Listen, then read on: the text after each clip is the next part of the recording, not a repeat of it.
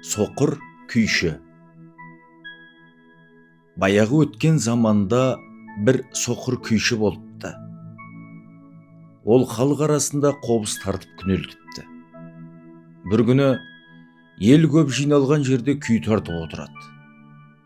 Жиналған қауым тиын тебенін беріп тараған кезде сәнді киім киген біреу келіп шалдың қойнына қолын салады.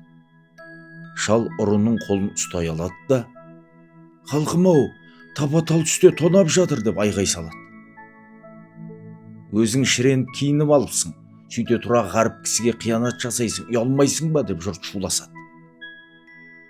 «Мен шалдың қалтасына садақа салмақ болып едім, қолымды ұстай алды» дейді ұры.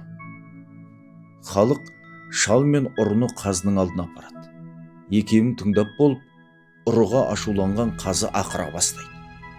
Сол кезде ұры ұялмастан: «Мырза, менің әке-шешем бай, қайдағы бір соқыр шалға қиянат жасап не қылайын?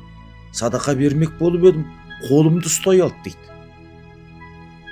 «Сен сияқты сұмды тәрбиелеген әкеңді де дарға асқызам» деп тепсінеді қазы. Ұры қазыға көзін қысып қойып: «Әкемнің беті бұдыр, арқасы күдір, есімі 30 күміс» дейді. Қазы ойланып қалады. Біраздан соң ұры мен шалды қаматып тастайды. Қараңғы түскен соң қазы мен ұры кездеседі. Ұры қазыға 30 күміс теңге санап береді. Ертеңіне қазы соқыр шалға: «Сен кәрі қақбас, адал адамға жала жауып жүрсің» деп зіркілдейді. Шал жауап қатпай отыра қалып жерді қазып тыңдайды. Бұған қазы таңданып, шалдан оның мәнісін сұрайды. Шал басын көтеріп: «Кеше осы жерде әділет төрелік айтып еді.